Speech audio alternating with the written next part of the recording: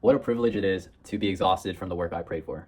Back in November, when I started my business, I prayed to God, asking me to keep me busy, give me work, give me a purpose in life.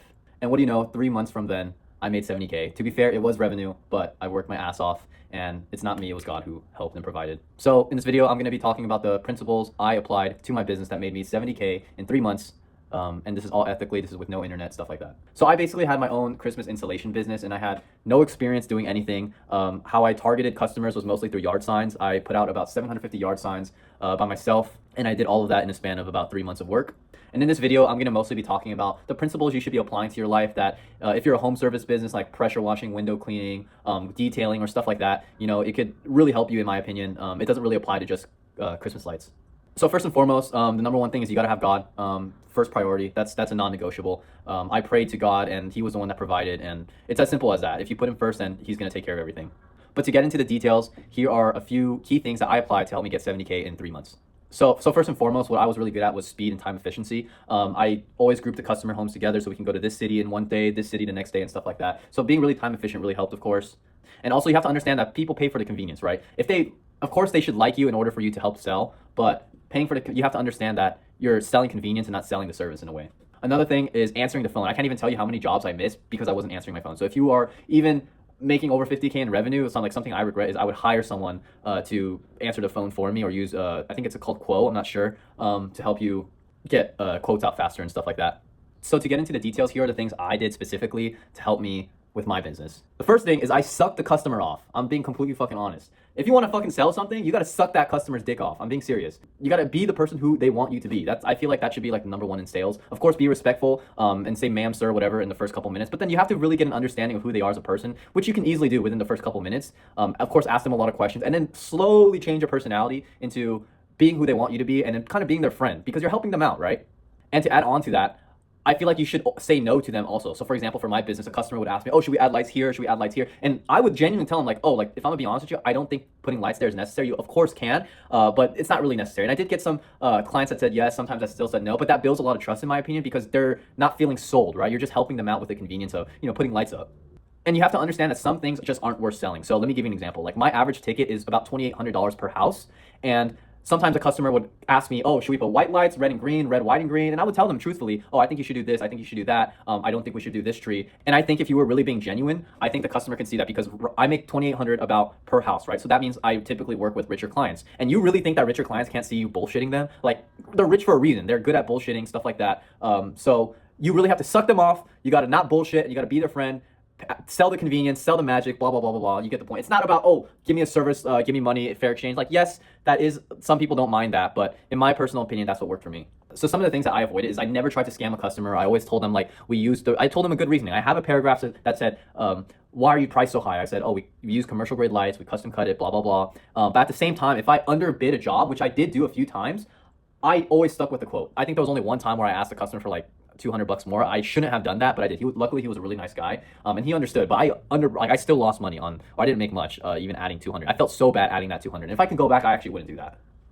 So to be honest with you, the real skill when it comes to home service businesses, it's not about the skill about putting lights up or how fast you can do it. In my opinion, it's these core principles. So let me go over really quickly again. It's all about communication. If you're really good at talking on the phone, having a joyful mood and stuff like that, be happy to be there. I think that really reflects onto them. And I think that it's contagious. So I think that gets them excited. And another thing is sales confidence. I think that a problem I had early on is I wasn't really confident about my price. I was underbidding like my first couple jobs and because I just wasn't confident, right? I didn't have the experience. So another thing I would add on to next year and for you to have is sales confidence. Be confident with who you are, be confident about your skill. Of course, practice on your neighbors and stuff like that. And another thing was showing up, right? I showed up to almost every single job. Almost every single job, I showed up for a quote, and then I showed up to the site, and I talked to every single homeowner. There was only one homeowner where I couldn't talk to this past year, but every single job, I would like to go and meet them in person because, again, it builds trust, and trust means everything. If they can trust you, they will hire you again. It doesn't matter if you charge a little bit more. Trust is priceless, and the reason why I say that is because a lot of my higher end clients, they had previous Christmas lights from last year. And I'm telling you, this is a lot. This happened a lot. That I had to spend my labor hours for my guys to take down, right? But I didn't charge them an extra dime, right? It's because it builds trust. And you know what happened? On the reviews that I got online, they told me, oh, they even did extra work, right? That I didn't even tell them to do. Like they did extra work. They took down the old lights and they put theirs on. And then they came back and took off theirs again. And that's what happens when you go with the cheaper guy, is that he's not going to come back and take down the lights for you. So after learning all these principles from this year, I'm really hoping I can learn more next year to implement into my business. But here are the things I would and wouldn't do. So I would charge more sooner. I would answer every call, maybe using like a virtual assistant or something like that. And I would keep it more simple, right? I think I would have my virtual assistant like do some drawings for me, and just be quick about it, right? Because I think that this past season I had more work than I can handle. I mean, that's of course God bless, but I was very overwhelmed, to be honest with you guys. And that's what made me underbid some jobs, and my relationship with people, right? Like that's outside of my business, that wasn't healthy, right? So I would reach out for help sooner instead of doing everything myself. And the things I wouldn't do is get cheap clients, right? Like if they say, oh my God, that's expensive, just fucking don't convince them anymore. There's no point of doing it. Let them go with the cheaper guys that don't take down the lights, whatever. And another thing is I wouldn't over explain. A difference between I had with my lower end clients, like my $500 to $1,000 clients versus like 2,500 plus, is that the 2,500 plus clients, they didn't even ask me questions. I told them this is exactly what we're gonna do, this, that, and they said okay. I think rich people, they're much more direct, and I personally think that that's why they're more successful. They don't ask for a discount or stuff like that. And I'm gonna be honest, Indian people, I gotta freaking up the price because oh my goodness, they keep asking for discount. It hurts. Like I give them so many freaking discounts. I give them so many discounts, right? And they say oh too much. Like brother, come on. So I would say a little bit less no to Indian people. I love Indian people. I love Indian food, but come on, you guys haggle way too much. It's a little embarrassing. It's awkward. I don't want to. It's awkward, guys. Come on. And to end this off, I think this is the hardest thing that I had, was to hire good laborers. And I've been through so many laborers. I pay them extremely well over minimum wage. I provide lunch, and sometimes some labor guys I have, they're just fucking retards, right? So to find good laborers, I have to start next season a lot earlier, interview more, stuff like that. Sometimes I would just fucking pick them up and just say, let's do this. I mean, yeah, it's my fault that they're not the smartest people, but I think that hiring good laborers, even if you have to pay more, it's so much more worth it.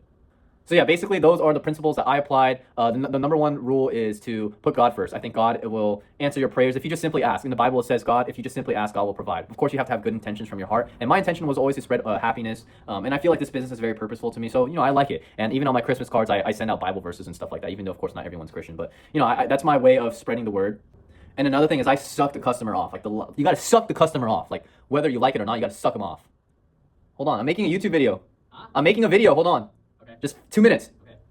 So just be a good person. Don't bullshit anything, but also don't say yes to the jobs you think you can't do. I'm gonna be honest, I fucked up on a few jobs where I said yes. Luckily, they turned out okay. Where I said yes, I can do it, but deep down I was like, I don't know if I can do it. So make sure you get enough practice. Have confidence, right? Have confidence. Hire good people, and be the person who your customer wants you to be. They're calling you for a reason, right? So find a shortage of supply and find that demand as well.